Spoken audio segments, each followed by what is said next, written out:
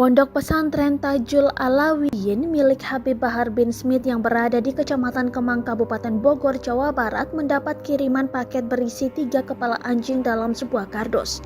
Dilansir dari tribunnews.com, kuasa hukum Habib Bahar Aziz Yanuar mengatakan paket itu dikirim ke pesantren milik Habib Bahar pada Jumat 31 Desember 2021 dini hari.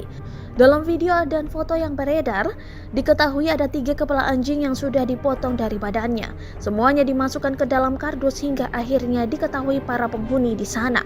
Ketika ditanya apakah insiden ini sudah dilaporkan ke polisi, Aziz menjawab itu tidak perlu. Dalam channel YouTube Refli Harun disebutkan 3 potongan kepala anjing yang dikirim ke pondok pesantren Tajul Alawiyin milik Habib Bahar bin Smith dilemparkan oleh orang tak dikenal yang mengendarai sepeda motor.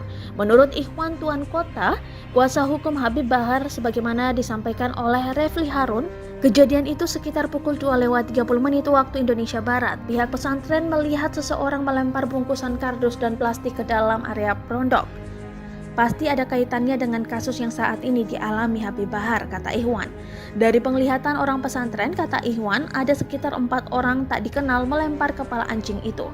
Sebelum peristiwa ini, pengacara Razman Arif Nasution juga mengaku diteror dikirimi paket berisi kepala kambing busuk ke tempat tinggalnya di apartemen Mediterania Palace di Kemayoran, Jakarta Pusat. Terkait hal ini, pakar psikologi forensik Reza Indragiri Amril menilai ada pesan maut di balik pengiriman kepala anjing dan kepala kambing busuk itu ke Habib Bahar dan Razman Nasution. Terima kasih sudah nonton. Jangan lupa like, subscribe, dan share ya.